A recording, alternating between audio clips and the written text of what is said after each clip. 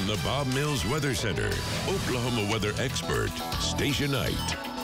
Freezing rain and ice, it's just awful to deal with. And as we go forward into tonight, there are still slick spots out there, mostly in our neighborhoods, in our sheltered areas, and where roads were not treated today. That's where we're going to find still some slick spots. But you kind of get this false sense of security as you get out because roads are wet and temperatures are at or above freezing. Now, we should stay there tonight. We're not expecting temperatures to fall. We're pretty much saturated, and we're going to have fog develop. But again, we're not out of the woods with the slick spots. So please be careful tonight. Please be careful tomorrow morning. Just take your time. Do not get into a big hurry. This storm system is lifting out now. We're seeing the rain end around the Tulsa metro, especially the southern sides and the western sides. We still have one batch of showers kind of moving through downtown and midtown and up to Sperry and Skiatook. The bulk of the moisture is in southeast Kansas. It's still in northern Washington County, across Nowata, Craig, Ottawa, and then a very, very light precipitation falling in Rogers, Mays, and Delaware. So that's it.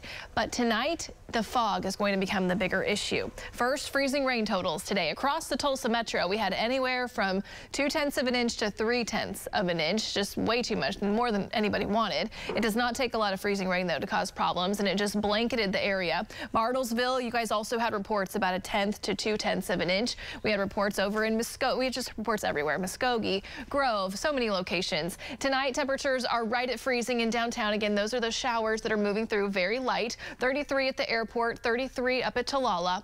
Right now, you're at 36 in McAllister with fog around, and 35 up in Veneta with rain. A look outside at I-44 and 75. The roads are wet, but again, there are still some slick spots, so watch for those. Be careful. Our wind chills at 30, not bad, but northwest breeze at 3 miles per hour. The light winds tonight and just being saturated will lead to fog. And dense fog advisories now in central, western Oklahoma, down into Texas, up into Kansas. In fact, there are dense fog advisories from the U.S.-Canada border all the way down to the Gulf of Mexico. So it is going to be a very foggy night across the central parts of the country.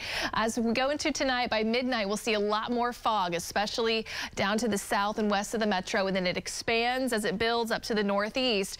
By 7 a.m., a lot of us are dealing with areas of dense fog, and then it's a slow process to get it to burn off or dissipate.